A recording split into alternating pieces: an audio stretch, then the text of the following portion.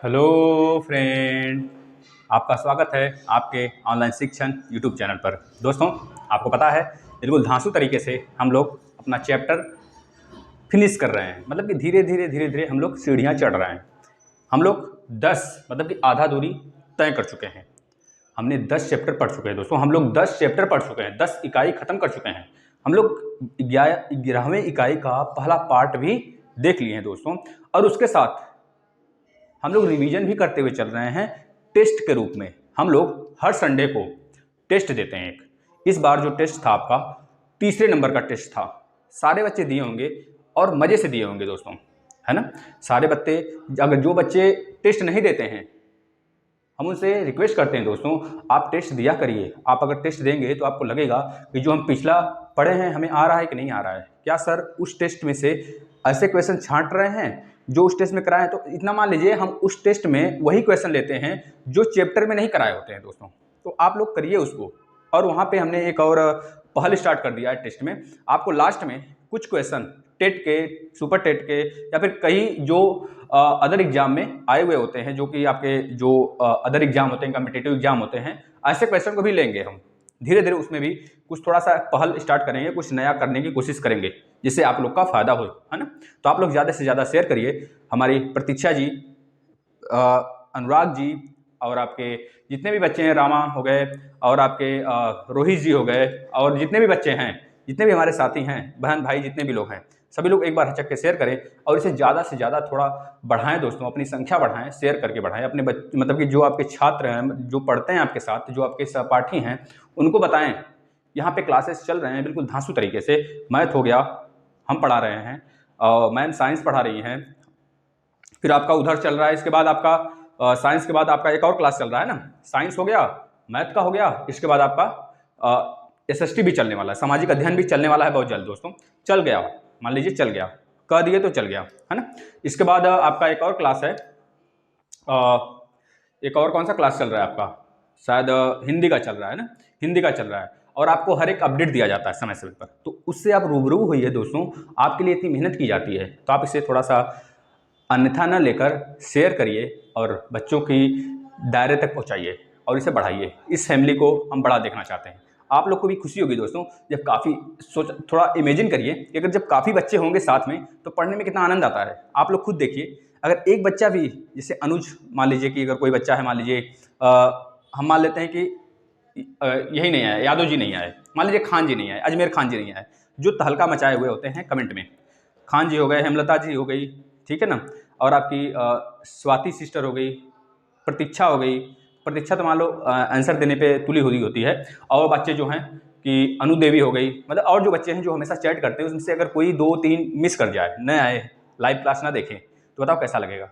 लगेगा ना कि आज कुछ फीका फीका लग रहा है। तो इसी तरह अगर आप जो बहुत ज़्यादा ही संख्या में होंगे दोस्तों, तो आपके पास बहुत सारे फ्रेंड हो जाएंगे और आप चैट भी करोगे अच्छे तरीके से। उसमें क्वेश्चन देखोगे, वो कुछ क्वेश्चन करेंगे, आप कुछ क्वेश्चन का आंसर दोगे, तो इस तरह बात व्यवहार होगी और आपको अच्छा लगेगा देखने में।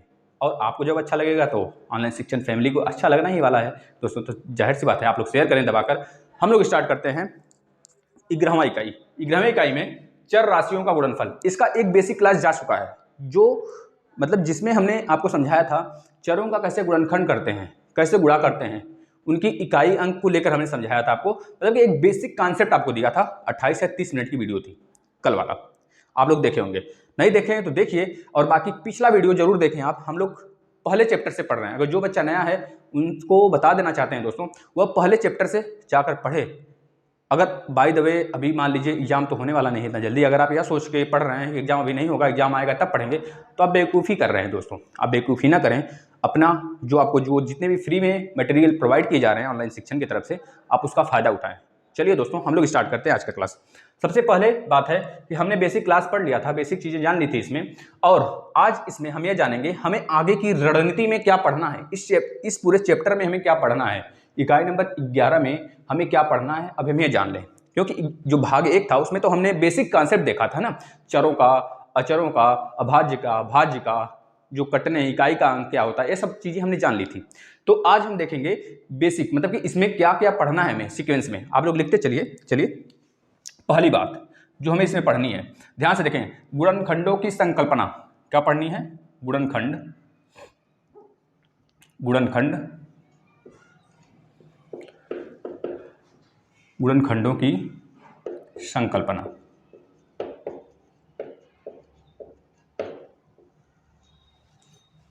ठीक है दोस्तों, इसके बाद हमें पढ़ना है दूसरे नंबर पे। दूसरे नंबर हमें क्या पढ़ना है, जो दो गुणनखंड के रूप में आते हैं जिसे हम कॉमन करते हैं, ax plus B Y.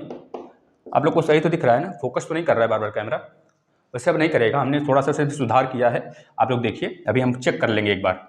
ax plus B Y के प्रकार के व्यंजकों का गुणनखंड।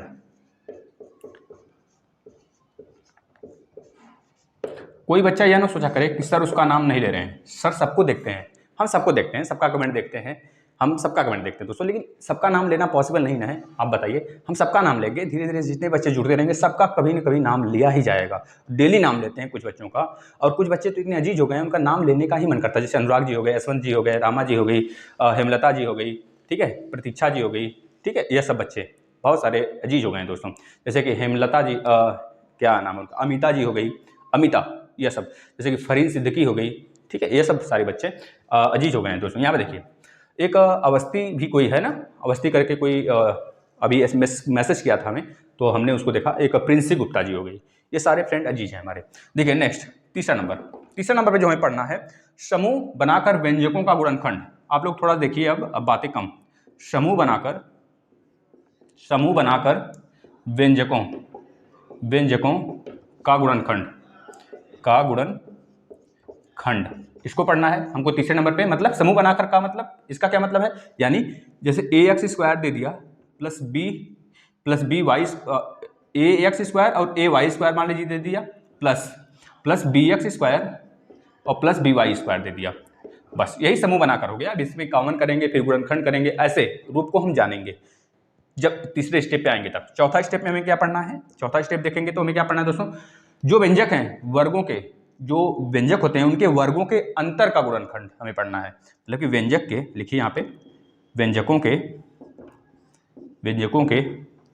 वर्गों का गुणनखंड, वर्गों के अंतर का गुणनखंड, यह पढ़ना है हमें।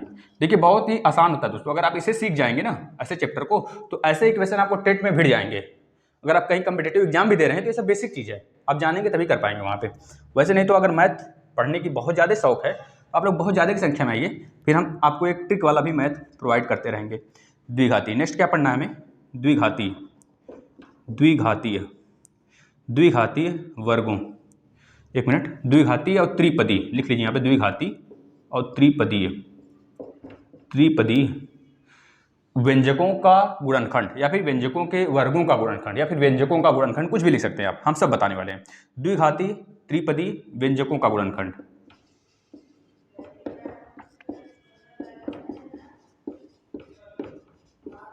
यह बात आपको पता होना चाहिए। यह सारी चीजें आप कॉपी पे नोट करें, जब आपको रास्ता पता रहेगा तभी तो चल पाएंगे। तो यह रास्ता है दोस्तों, इस पे हमें जाना है, बस आप यह मानिए।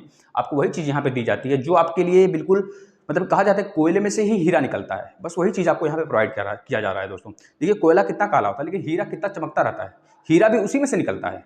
इसी तरह आपको पूरे बुक से एक ऐसी संरचना प्रोवाइड किया जाता है दोस्तों, जिससे आपको फायदा हो सके। तो हम क्रम से पढ़ेंगे तभी हमको कुछ फायदा होने वाला है, नहीं तो ऐसे ही रेगुलर ढंग से नहीं पढ़ा जाता है ना, कुछ भी पढ़ लें ऐसा पॉसिबल नहीं है। जो एग्जाम में पूछा जाए सिर्फ वही पढ़ें, क्योंकि एग्जाम में हम क्रैक करने के लिए पढ़ेंगे ना। चलिए अब देखिए यहाँ पे नेक्स्ट, जो आपका गुणनखंडों की संकल्पना है दोस्तों, इसकी अगर बात करें तो आप बताइए, थोड़ा सा ध्यान से देखिए। 25, अगर 25 को हम लिखना चाहें दोस्तों, 1 गुणे 25 में लिख सकते हैं, या फिर 5 गुणे 5 में लिख सकते हैं। देखिए दो रूप में इसको लिख दिए हम ना, 1 गुणे 25 का मतलब भी 25 होता है, और 5 गुणे 5 का मतलब भी 25 होता है ना। अगर हम आपसे बोलें 36, मान लीजिए यहाँ पे हम ले लिए 36 का गुणनखंड कीजिए। आपसे हमने बोला गुणनखंड कीजिए, तो आप कहेंगे 6 गुणे 6 इंटू 6, या फिर 4 इंटू 9, या फिर क्या करेंगे 18 इंटू 2 कर देंगे, या फिर क्या करेंगे देखिए, या फिर क्या करेंगे आप 36 इंटू 1 करेंगे। यही तो करेंगे, यही तो करेंगे ना। या फिर आप क्या करेंगे, एक और कर सकते हैं 12 इंटू 3। इतनी बातें आप करेंगे, एक बच्चा आएगा, अनुराग लेकर आएगा, बोलेगा सर देखिए 6 इंटू 6 सही है, हम बोलेंगे हाँ बेटा सही है। फिर तब तक प्रतीक्षा लेकर आएगी, बोलेगी कि सर देखिए यहाँ पे 4 इंटू 9 मतलब 4 इंटू 9 सही है क्या, हम बोलेंगे हाँ बेटा सही है, आपका भी सही है। तब तक रामा जी उठ कर लेकर आएंगी 18 इंटू 2 सही है सर, हम बोलेंगे हाँ बेटा सही है। तब तक यशवंत जी लेकर आएंगे 36 इंटू 1 सही है, हम बोलेंगे हाँ बेटा सही है, आपका भी। तब तक आप में सही रोहित जी लेकर आएंगे 12 इंटू 3 सर सही है, हम बोलेंगे हाँ बेटा सही है, ये भी सही है। इसी तरह बहुत सारे बच्चे हैं, एक एक करके जब गुणनखंड लेकर आएंगे अलग अलग, हम बोलेंगे बेटा सबका सही है, तो आप बोलेंगे सर आप हमको मूर्ख बना रहे हैं क्या, सबका कैसे सही हो सकता है। हम बोलेंगे बेटा यही तो होता है गुणनखंड, अलग अलग रूपों में दर्शाना, अलग अलग रूपों में दिखाना, यही गुणनखंड का प्रारूप है। आप समझ गए गुणनखंड क्या होता है। अब देखिए जो मूल गुणनखंड होता है उसको हम कैसे दिखाते हैं, उसको दिखाते हैं दोस्तों अभाज्य रूप में। जैसे हम बोल दिए आपसे कि 6 और 6 भी सही है, 4 और 9 भी सही है, 18 और 2 भी सही है। लेकिन हम आपसे बोल रहे दोस्तों, आप बताइए जो आपका 10 है, 10 इसका गुणनखंड कीजिए, तो आप बोलेंगे सर 5 इंटू 10। देखिए 5 और 2, 5 को लीजिए या फिर 2 को लीजिए, ये दोनों एक अभाज्य संख्या हैं, अभाज्य संख्या हैं। जनरली आप यही कोशिश करेंगे कि हम किसी गुणनखंड को कम से कम मतलब कि छोटे से छोटा रूप दे दें।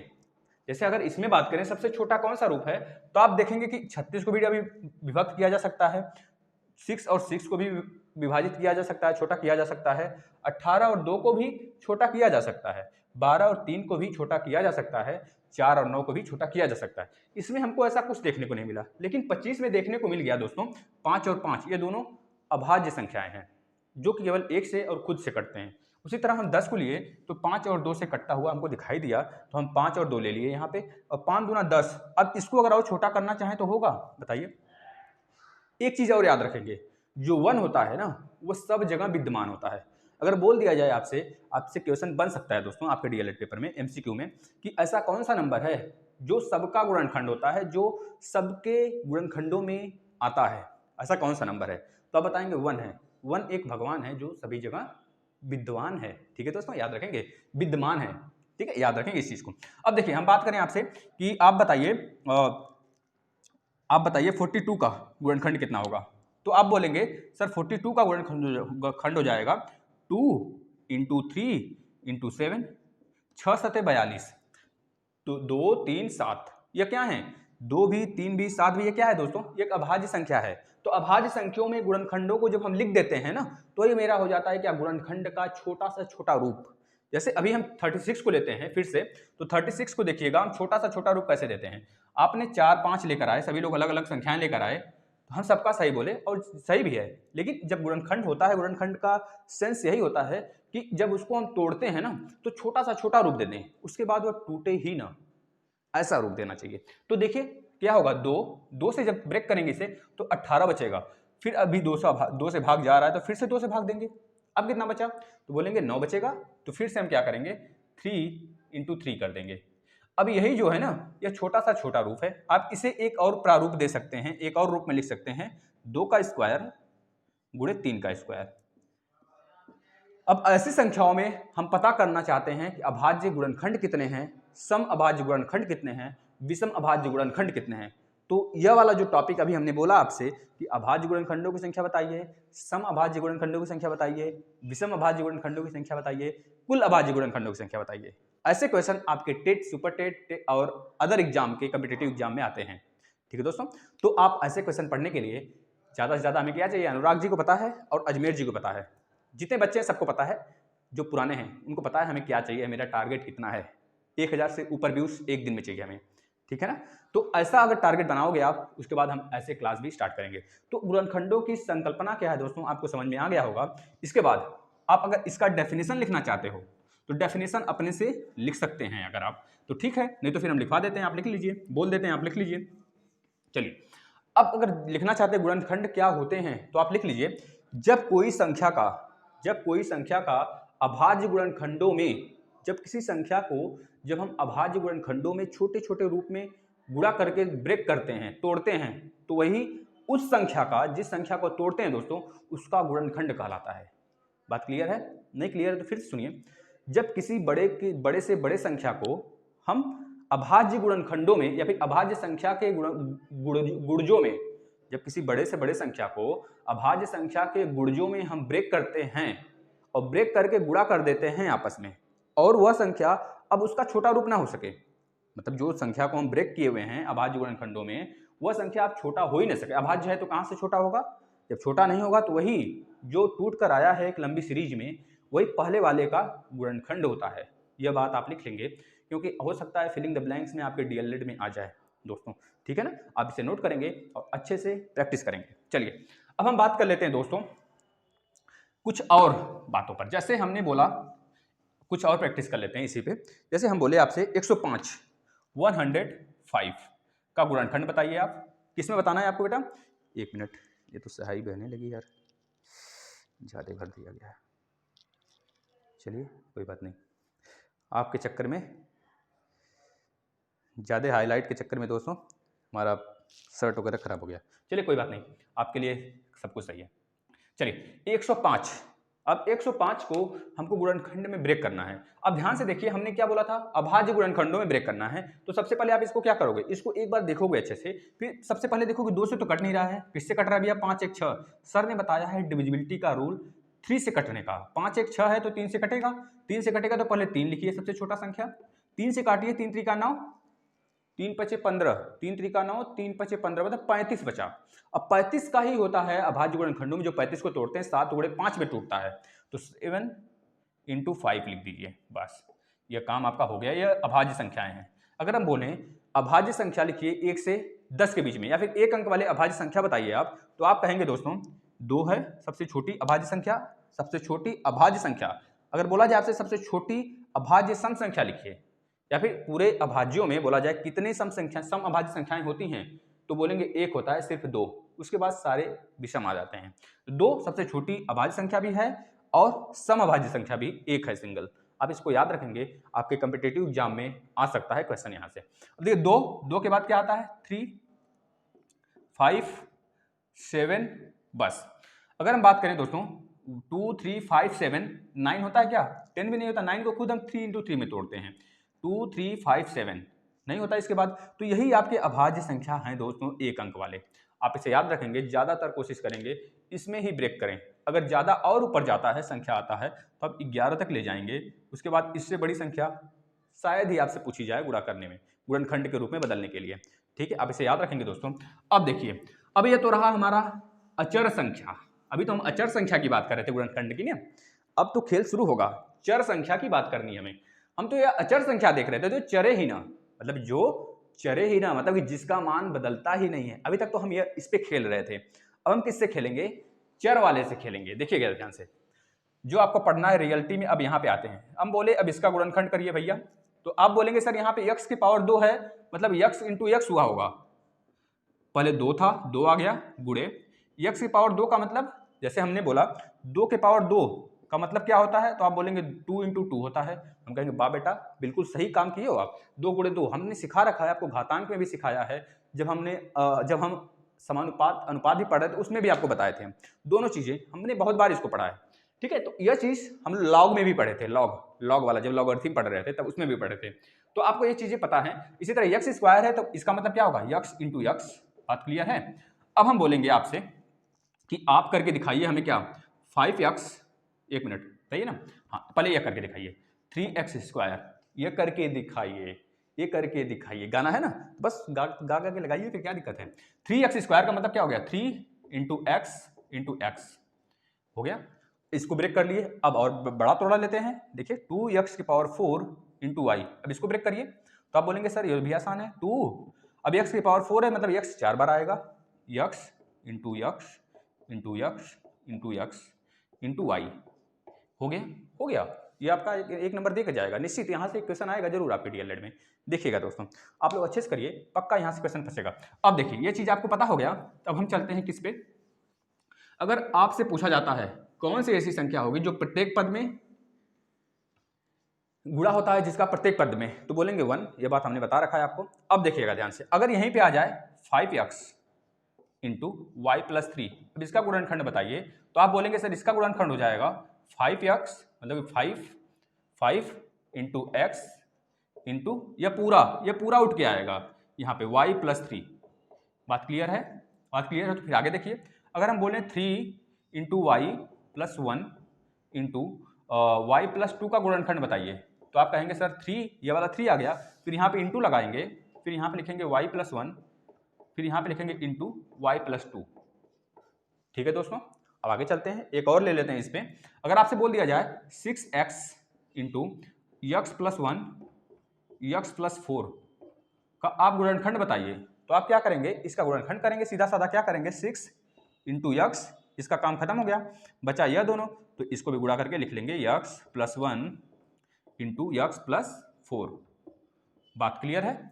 बस यही करना था। यह गुणनखंड का दोस्तों जिसे हम बोलते हैं ना सीखना, मतलब कि गुणनखंडों की संकल्पना के अंतर्गत इतना था। आप अगर इतनी बातें सीख जाते हैं तो संकल्पना को सीख गए। चलिए आगे चलते हैं, आगे चलते हैं। अब हमको देखना है सार्वगुणनखंड। क्या देखना है? सार्वगुणनखंड की विधि क्या होती है। सार्वगुणनखंड, सार्वगुणनखंड मतलब सर्वनिष्ठ, आप देख पढ़े थे ना समुच्चय में, सर्वनिष्ठ, सर्वनिष्ठ गुणनखंड बोलिए या फिर सार्वगुणनखंड बोलिए, दोनों में से कोई, मतलब जिसे हम कॉमन करते हैं दोस्तों, कॉमन, कॉमन मतलब सर्वनिष्ठ मतलब क्या होता है, उभयनिष्ठ, उभयनिष्ठ बोलिए या फिर सर्वनिष्ठ बोलिए या फिर इंटरसेक्शन बोलिए, हमने आपको बताया था समुच्चय में। उसी तरह यहाँ पे सर्वनिष्ठ गुणनखंड बोलिए या फिर उभयनिष्ठ गुणनखंड बोलिए, आपको यह बोलना है, लेकिन इंटरसेक्शन अब नहीं बोलने लगेगा, ठीक है ना, इतना मान के चलिए। बस आपको यहाँ पे क्या करना है, सार्वगुणनखंड, क्या करना है, सार्व लिखिए, सार्व, थोड़ा सा चेंज है, बात वही है, सार्व गुणनखंड। इस पे आ गए, दूसरे पे, हम लोग दूसरे अपने टाइप पे आ गए। सार्वगुणनखंड क्या होता है या फिर विधि, सार्वगुणनखंड विधि क्या होती है, आपको पता है क्या होता है, कॉमन करना। जैसे हम बोल दिए दोस्तों ax प्लस ay का गुणनखंड करिए, तो आप बोलेंगे सर पहले तो इसको करेंगे a कॉमन करेंगे, a इसमें भी है a इसमें भी है, दोनों को कॉमन कर लिए, दोनों a को मतलब एक a को बाहर निकालिए तो दोनों में से a निकल गया, क्या बचा, x प्लस वाई बचा। अब इसका गुणनखंड करेंगे तो a into x plus y आ जाएगा। यही है सार्वगुणनखंड दोस्तों, समझ में आ गया। अब चलते हैं एक और क्वेश्चन देख लेते हैं इस पे। अब देखिएगा काफ़ी क्वेश्चन लिए हुए हैं, कहाँ से स्याही आ रहा है समझ में नहीं आ रहा है, काफ़ी ज़्यादा स्याही भर लिए हैं। चलिए चलिए नेक्स्ट क्वेश्चन, 6x, ध्यान से देखिए 6y प्लस 6z। अब इसका आप क्या करेंगे, सार्वगुणनखंड करेंगे, तो 6 सब में है तो 6 कॉमन करेंगे, x plus y plus z, मतलब 6 into x plus y plus z, ये आपका हो गया क्या, सार्वगुणनखंड दोस्तों, मतलब कि कॉमन करना, सिंपल सा है। मतलब क्या हो गया, सार्वनिष्ठ का मतलब क्या होगा, कॉमन, जो वैल्यू कॉमन है उसको बाहर निकालिए और सारे में से सारे में गुणा कर दीजिए, जो बचा हुआ है ना उसमें गुणा कर दीजिए। ये चीज़ें बेसिक चीज़ हैं, जब आप भाग विधि से पढ़ेंगे ना इसके बाद वाला चैप्टर जो 12 चैप्टर है दोस्तों, उसमें और थोड़ा सा आनंद आएगा। मैथ एक ऐसी चीज़ है ना, रटा नहीं जाता, पढ़िए समझ के पढ़िए, मजा ही आने वाला है इसमें। इसके बाद दोस्तों हम और कोई क्वेश्चन आपको करा देते हैं इस पर। हम बोल दिए जैसे कि आप करिए 4x plus 12y plus 24z। चलिए इसको करिए। अब इसमें देखेंगे 4 इसमें भी है, 4 इसमें भी है, 4 इसमें भी है, 4 सब में विद्यमान है। जब 4 हर जगह है तो सबको कहेंगे भैया सब 4 एक तरफ आ जाइए। 4 को हम क्या करेंगे, बाहर निकाल लेंगे, उठाएंगे और बाहर निकाल लेंगे। सब में से 4 बाहर आ जाएगा तो यहाँ पे 1 बचेगा, 1 इंटू यक्स हो गया, प्लस यहाँ पे 3 बचेगा, 3 इंटू वाई, 3y हो गया, प्लस 4 छक 24, 6 गुणे जेड करेंगे तो 6z आ जाएगा ना दोस्तों। चलिए इतना बात क्लियर है। अब इसको गुणनखंड में बदलना है तो गुणनखंड में बदल दीजिए। देखिए गुणनखंड में बदलने का 2 तरीका बताते हैं। एक तो आप क्या करेंगे, सिंपल सा 4 करेंगे into x plus 3y plus 6z कर देंगे, यहाँ तक कर देंगे। और कुछ बच्चे थोड़ा सा इंटेलिजेंट हो गए, उनकी सोचने की क्षमता थोड़ी सी ज़्यादा होगी ना, वो क्या करेंगे, एग्जामिनर की नज़र में ऊपर उठने के लिए 1 नंबर अगर उनका कहीं से भी कट रहा होता है ना तो एग्जामिनर उनको 1 नंबर दे देगा, क्योंकि आपका लिखित पेपर है ना, तो कम्पिटेटिव एग्जाम तो है नहीं, एग्जामिनर आपका चेक करेगा कॉपी, ठीक, आपका केवल नंबर ही चेक करेगा ना, ऑप्शन जब सही किए हो आप तो कम्पिटेटिव एग्जाम में 1 नंबर मिल जाता है ना। लेकिन ऐसे जगह जहाँ पे आपका लिखना जरूरी होता है, उस जगह आपको थोड़ा सा दूसरों से हट के कुछ परफॉर्म करना पड़ता है वहाँ पे। तो आप क्या करेंगे, यहाँ पे करेंगे दोस्तों 4, पहले इसको उठाएंगे, इसके साथ गुणा करेंगे, 4 इंटू यक्स। यह बात हम कल बताए थे, कल वाला जो बच्चे नहीं देखें वीडियो जरूर देखें दोस्तों, वहां से जरूर आप सीखेंगे। 4 into 3y, 4 into 3 into Y करेंगे, फिर नेक्स्ट वाले में क्या करेंगे, इस 4 का फिर 6z में गुणा करेंगे, प्लस 4 इंटू 6 इंटू जेड, ये आप करेंगे। इतनी बातें करना पड़ेगा आपको। एक तो यह इसी में कर सकते थे आप, और एक ऐसे कर दिए। देखिए ना, दो तरीके से आप इसको कर सकते हैं, और आपका मन जैसा भी आप करेंगे वैसा नंबर मिलेगा भैया। हमारा काम है समझाना, आपका काम है समझना। ठीक है दोस्तों, चलिए अब आते हैं हम लोग समूह बनाकर गुणनखंड करना, मतलब एक ग्रुप में, ध्यान से देखिए, मतलब ग्रुप ऑफ फैक्टर, किसी भी नंबर का ग्रुपिंग कर दिया जाए, ग्रुप करके फैक्टर किया जाए। जैसे ग्रुप ऑफ फैक्टर का मतलब हो गया GROUP, ग्रुप ऑफ फैक्टर। अब देखिए इंग्लिश में नहीं है भैया, यहाँ पे हम इसको हिंदी में भी लिख देते हैं, नहीं तो अनुराग जी बोलेंगे सर आज अंग्रेज से आ गए हैं, है ना। मतलब कि अंग्रेज से कहने का मतलब इंग्लैंड से आ गए हैं। ठीक है, जैसे कि कौन थी, देखिए नाम ध्यान नहीं आ रहा है, कोई मिश्रा थी, भाग रही थी, कौन था, देखो नाम स्नेहा थी, हाँ स्नेहा थी शायद ना, वो भाग रही थी, कह रही थी सर आज पढ़ेंगे नहीं, सर आज इंग्लिश में पढ़ा रहे हैं, जो टेस्ट था आपका दूसरा टेस्ट जब ले रहे थे। तो आप ऐसा ना किया करें, थोड़ा थोड़ा तो आना चाहिए सबको ना। अब देखिए ग्रुप ऑफ फैक्टर को ही बोलते हैं दोस्तों समूह बनाकर। अब देखिए शुद्ध हिंदी आ गया, अच्छा लग रहा है क्या, समूह बनाकर गुणा करना, समूह बनाकर गुणा करना। अब समूह बनाकर गुणा करने का सेंस है दोस्तों, पहला टाइप, हम लोग एग्जाम्पल से ही अपने लक्ष्य तक पहुंचते हैं। तो एग्जाम्पल फिर लेते हैं, देखिए ax² plus by² plus bx² plus by², ay² यहाँ पर आएगा ना, यहाँ पे ay²। ध्यान से देखिए, अब ये एक समूह है, समूह का मतलब जब दो से ज्यादा पैटर्न हमको मिल जाते हैं उसे बोलते हैं समूह बनाकर गुणा करना। ठीक है दोस्तों, ऐसे को आपका टॉपिक एक है, आपके सिलेबस में ही है, समूह बनाकर गुणा करना। तो आप इसमें से क्या करेंगे, देखिए यहाँ पे क्या है, x² है, यहाँ पे भी x² है, यहाँ पे क्या है y² है, यहाँ पे y² है।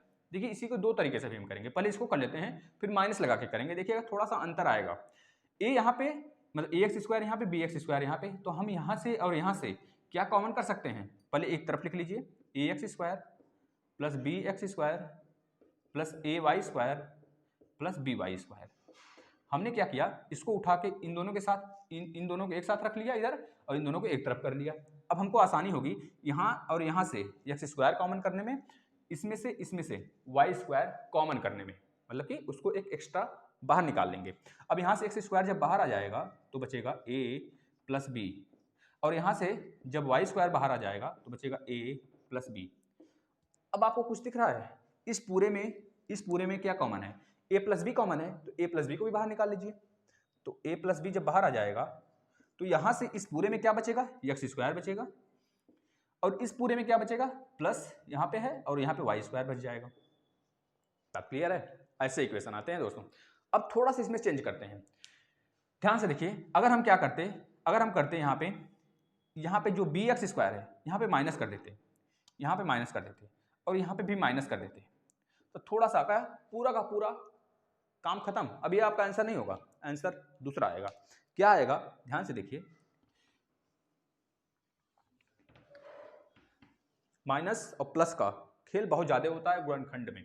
ठीक है, जब हम लोग बीजगणित पढ़ते हैं, बीजगणित ही इसे बोलते हैं ना, मतलब कि अलजेब्रा, जब अलजेब्रा पढ़ते हैं तो माइनस और प्लस का मतलब माइनस देवी है और प्लस भगवान है, भगवान और देवी दोनों को सत नमन करके ही आगे बढ़ते हैं दोस्तों। क्योंकि जब इन दोनों को जब हम रुष्ट कर देते हैं, गुस्सा दिला देते हैं ना, तो ये सब क्या करते हैं, प्लस और माइनस हमारा जो जितना खेल खेलते हैं हम यहाँ पे ना कॉपी पे बीजगणित का सब काम खत्म कर देते हैं। अगर प्लस माइनस को रुष्ट किए आप, जिस दिन पेपर देने जाना आप लोग, उस दिन प्लस माइनस का मतलब कि अगरबत्ती वगैरह दिखा के जाना, किसी देवी देवता को मत अगरबत्ती दिखा के जाना, प्लस माइनस का गोड़ पड़ के जाना भैया, पैर छू लेना अच्छे से, उनसे कहना भैया रुष्ट मत होइएगा आप लोग, जहाँ हम लगाएंगे वहाँ पे आप सेट हो जाइएगा, उसके बाद आपका एग्जाम बहुत अच्छे से जाएगा। आपका जैसा पता है ना, आपका पेपर मतलब कि सेकंड सेम का आपका रिजल्ट भी आने वाला है। देखिए यहाँ पे x² ay², हमने क्या बोला, पहले हम x² को एक तरफ करते हैं, यहाँ पे माइनस bx² आ गया, इधर आ गया, और यहाँ पे बचा प्लस ay², और माइनस by² इधर बचा ही है पहले से। तो हम इसमें क्या देख रहे हैं, हमको वही चीज करेंगे, इसमें भी x² कॉमन, तो क्या बचेगा a minus b, a minus b दोस्तों। और यहाँ से भी हमने गलत कर दिया क्या? गलत कर दिया। A x square plus y square, कोई दिक्कत नहीं है, यहाँ पे आप प्लस कर लीजिए, यहाँ पे प्लस कर लीजिए और यहाँ पे माइनस कर लीजिए, यहाँ पे माइनस कर लीजिए। देखिए कुछ फर्क पड़ेगा? कुछ नहीं फर्क पड़ने वाला है। अच्छा देख लेते हैं पहले वैसे करके, 1 मिनट रुकिएगा थोड़ा सा बेटा। तो चलिए ठीक है, पहले ऐसे करके देख लेते हैं। अब यहाँ से क्या करेंगे, प्लस वाई स्क्वायर कॉमन करेंगे तो क्या निकल के आएगा, ए माइनस बी, ए माइनस बी। अब देखिए यहाँ पे ए माइनस बी कॉमन है और यहाँ पे x square plus y square, हम यहाँ पे माइनस लाना चाहते थे, तो ऐसा तभी पॉसिबल होगा जब हम दूसरा क्वेश्चन लेकर अभी आपको कराएंगे, तभी देखिएगा यहाँ पे माइनस आएगा। वैसे हम दूसरे वाले तरीके में इसको सीखने वाले हैं। यहाँ पे देखिए हमको मिल गया क्या, ए माइनस बी कॉमन, यहाँ से ए माइनस बी कॉमन, तो ए माइनस बी बाहर आ जाएगा और यहाँ पे x square plus y square हो जाएगा। कितने बच्चों के दिमाग में आ रहा होगा, sir a minus b x plus y square जो है उसको इधर उधर कर सकते हैं? हाँ बेटा कर सकते हैं आप इधर उधर उसको, चाहे इसको आगे कर लें चाहे इसको पीछे कर लें, बात सेम है ना। अब देखिए इसी को आप इस रूप में भी लिखे थे, अब इसको आप इस रूप में लिख लिए, तो ए माइनस बी जो है, ए माइनस बी से आपने क्या किया, कॉमन कर लिया, तो बचा x square plus y square. चाहे इसको इस रूप में लिखिए, अब इसी को ब्रेक करेगा तो इस रूप में आ जाएगा, ठीक है ना। आपको दोनों देकर कोई भी पूछ सकता है, समूह देगा तो यह पूछेगा, यह देगा तो समूह पूछेगा कि गुणनखंड करिए आप, तो समूह रूपी गुणनखंड आपके समझ आ जाएगा। चलिए एक और क्वेश्चन लेते हैं, आप क्वेश्चन लेंगे, अब सिर्फ क्वेश्चन। चलिएगा देखिएगा आप क्वेश्चन, प्रश्न क्या क्या लेते हैं अब हम लोग। पहला क्वेश्चन ले लेते हैं दोस्तों, आपको करना है ए एक्स स्क्वायर, ध्यान से देखिए, चलिए अच्छा क्वेश्चन ले लेते हैं, x square plus y z plus x y plus x y plus x z, इसको आप गुणनखंड करिए। इस व्यंजक, जो ये व्यंजक दिया है ना, ये व्यंजक, इस व्यंजक को आप गुणनखंड करिए, इस व्यंजक का गुणनखंड करिए। अब देखिए ध्यान से, यहाँ पे x हमको दिख रहा है, यहाँ पे x दिख रहा है, यहाँ पे वाई जेड है, यहाँ पे एक्स जेड है, सब काम सही है ना। अब इसको एक साथ लाएंगे, अब इसको एक तरफ ले जाएंगे, बस। अब आप क्या कर सोच सकते हैं दोस्तों, इसमें एक और चीज सोच सकते हैं आप, एक्स जेड को क्या सर इसके साथ ला सकते हैं? तो बिल्कुल ला सकते हैं, यहाँ पे चाहे एक्स जेड को इसके साथ कर लें, चाहे एक्स वाई को इसके साथ करके देख सकते हैं। देखिए जब आप अपने दिमाग से बिल्कुल फ्री होंगे ना, और जितना ज़्यादा सोचेंगे उतना ज़्यादा अच्छा रहेगा मैथ में, क्योंकि मैथ और रीजनिंग एक ऐसा सब्जेक्ट है दोस्तों जो सोचने की क्षमता बढ़ा देता है। और देखिए x square plus x y, आप यहाँ पे करिए x square plus x y. अब यहाँ पे जो वाई जेड है इसको एक तरफ कर लीजिए, और यहाँ पे एक्स जेड हमारा पहले से था ही। अब इसमें देखिए एक्स कॉमन है, इसमें क्या कॉमन दिख रहा है, जेड कॉमन दिख रहा है ना। तो यहाँ से जब आप एक्स कॉमन करेंगे तो यहाँ बचेगा एक्स प्लस वाई, और यहाँ से जब आप जेड कॉमन कर लेंगे बेटा तो बचेगा वाई प्लस एक्स। अब बताइए आप चाहे 2 + 3 करें चाहे 3 + 2 करें, बतिया तो सेम होने वाला है ना, बात तो सेम होगा ना। अब x + y करें चाहे y + x करें, बात सेम है। तो x + y दोनों में कॉमन है, तो हम यहाँ क्या कर लेते हैं, x + y इधर कॉमन कर लेते हैं, बच जाएगा हमारा x + z। ठीक है बेटा, तो यह हो गया आपका आंसर। ठीक है, अब ऐसे क्वेश्चन और करते हैं, ध्यान से देखिए। ऐसे क्वेश्चन आएंगे आपको करने के लिए, तो आपको करना पड़ेगा दोस्तों। चलिए वैसे क्वेश्चन तो हम लास्ट में कराएंगे, इस पर भी 2 वीडियो आएगा, एक वीडियो और कॉन्सेप्ट का आएगा, उसके बाद क्वेश्चन आएगा बहुत ढेर सारा। अब एक क्वेश्चन हम लेते हैं, ध्यान से देखिएगा, 3a² माइनस, सही है ना, सही, इसी को ले लेते हैं, इसी को ले लेते हैं। चलिए 3a² minus xa² plus yb² minus 3b² और प्लस 4ca², उसके बाद माइनस 4cb²। ठीक है दोस्तों, एक बार में इसे मिला लेते हैं, 3a² xa² yb² minus 3b² plus 4ca² minus 4cb² का गुणनखंड कीजिए। अब इसमें कैसे करेंगे दोस्तों, चलिए देखते हैं। कुछ नहीं करना है, जितने भी a वाले हैं ना, a वाले उसको पकड़कर एक तरफ लाइए, और जो b वाले उसको एक तरफ ले जाइए। देखिए कुछ होता है, हाँ कुछ तो होगा ही। चलिए a वाले को एक तरफ लाते हैं और b वाले को एक तरफ ले जाते हैं हम लोग, है ना। नहीं तो फिर एक काम करते हैं, xa² है, यहाँ पे yb² है, और यहाँ पे इसको बस हमको छोटा से छोटा रूप देना है, इतना ध्यान रखिए। तो हम क्या करते हैं, a² वाले को एक तरफ कर लेते हैं, जहाँ जहाँ पे a² है उसको एक तरफ कर लेते हैं, और b² वाले को एक तरफ करते हैं, क्योंकि हमको दिख रहा है यहाँ पे a² और a², और यहाँ पे b² को एक तरफ कर लेते हैं, बस बात खत्म। अब देखिए यहाँ पे 3a² माइनस xa², यहाँ पे a² था उसको एक तरफ कर लीजिए, 4ca²। पहले तो आपको यही सोचना है हम किसको किस तरफ करें, फिर उसके बाद ही क्रियाकलाप अपना स्टार्ट करना है।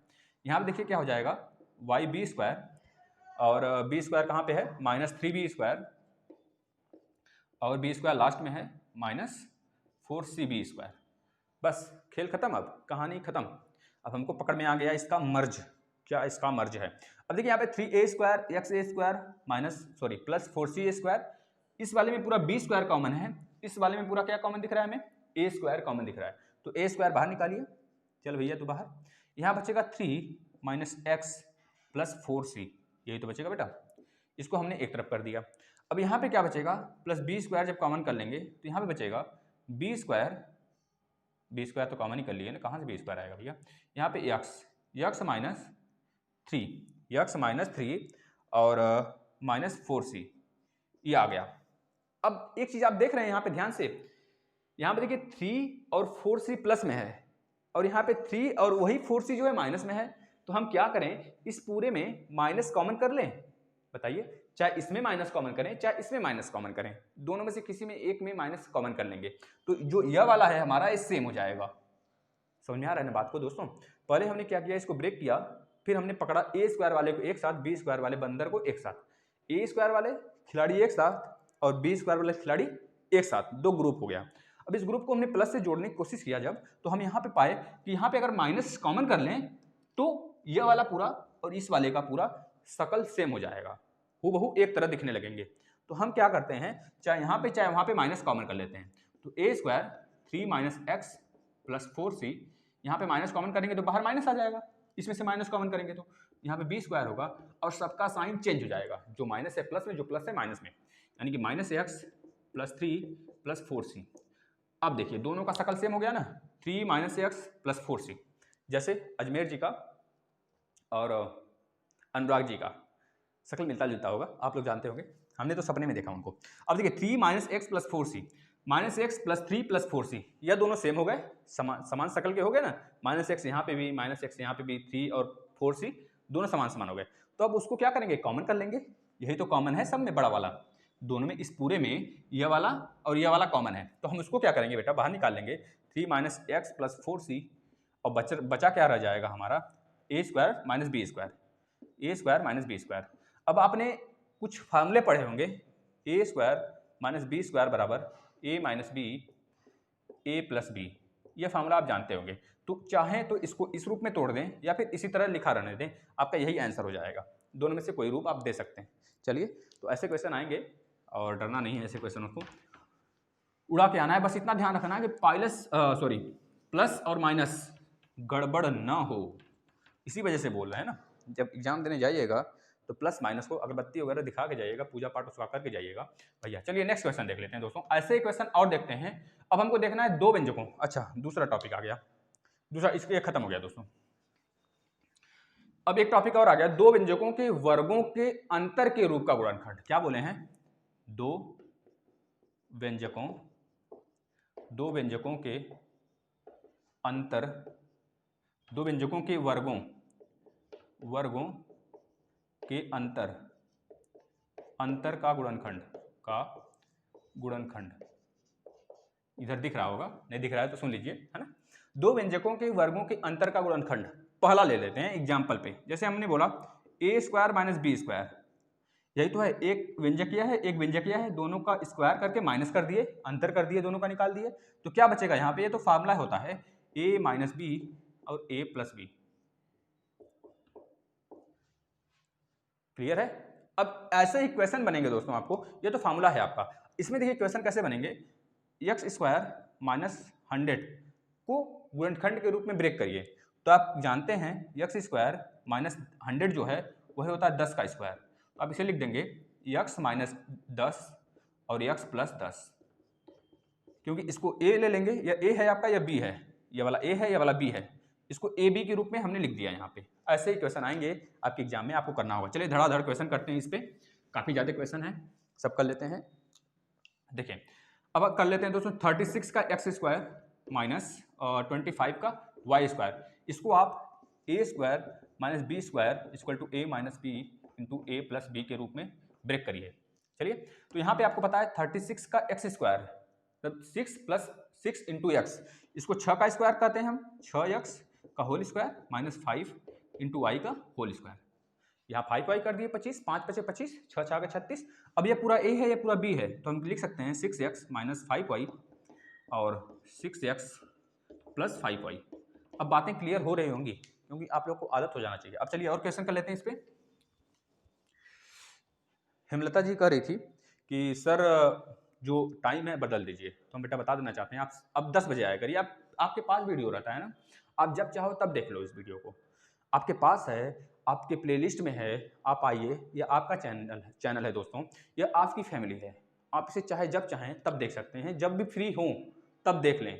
ये 10 बजे वीडियो आएगी अब से, क्योंकि हमें पता है कुछ बच्चे जग नहीं पाते हैं, कुछ बच्चे जब जग नहीं पाते हैं तो छूट जाते हैं, मतलब लाइव नहीं देख पाते हैं दोस्तों। तो हम ज़्यादातर यह पाए कि कुछ बच्चे, जब हम 10 बजे स्टार्ट करते हैं तो बच्चे ज़्यादा आते हैं, तो हमने 10 बजे रखने की कोशिश की है दोस्तों इसको। जब गर्मी आ जाएगा थोड़ा सा, जब थोड़ी सी गर्म मौसम हो जाएगा तो हम क्या करेंगे, इसको थोड़ा सा टाइम चेंज करने की कोशिश करेंगे, जिससे आप लोग के फायदे को देखकर दोस्तों इसको लगाया जाता है, सेट किया जाता है। जो जितने भी नियम कानून होते हैं आपको फ़ायदा हो उसी के अकॉर्डिंग इसको चेंज किया जाता है दोस्तों। तो आप लोग मानिए 10 बजे आइए। वैसे भी अगर नहीं देख पाते हैं लाइव तो कोई ज़रूरी नहीं है, अदर चैनल की तरह हम ये आपसे प्रेशर नहीं करेंगे, आप लाइव ही देखिए, आप चाहे जब देखिए दोस्तों, लेकिन वीडियो देखिए ज़रूर। ये आपके भविष्य का सवाल है, आप देखेंगे अच्छे से, पढ़ाई अच्छे से करेंगे, तभी नंबर अच्छा गेन करेंगे, तभी आपका परसेंटेज हाई होगा और आप दूसरों से अलग हो जाएंगे। अगर आप सोचते हैं आज का वीडियो कल देखेंगे, कल का वीडियो आज देखेंगे, या फिर 3-4 वीडियो मिला के एक साथ देखेंगे, तो ये आपकी लापरवाही है, कोई वीडियो आप नहीं देख पाएंगे। यह लापरवाही ही है दोस्तों।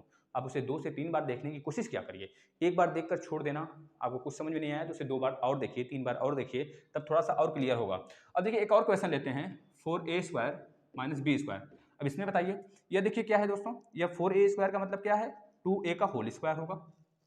बात क्लियर है, 2a का होल स्क्वायर, यहाँ पे क्या हो जाएगा, माइनस b का होल स्क्वायर।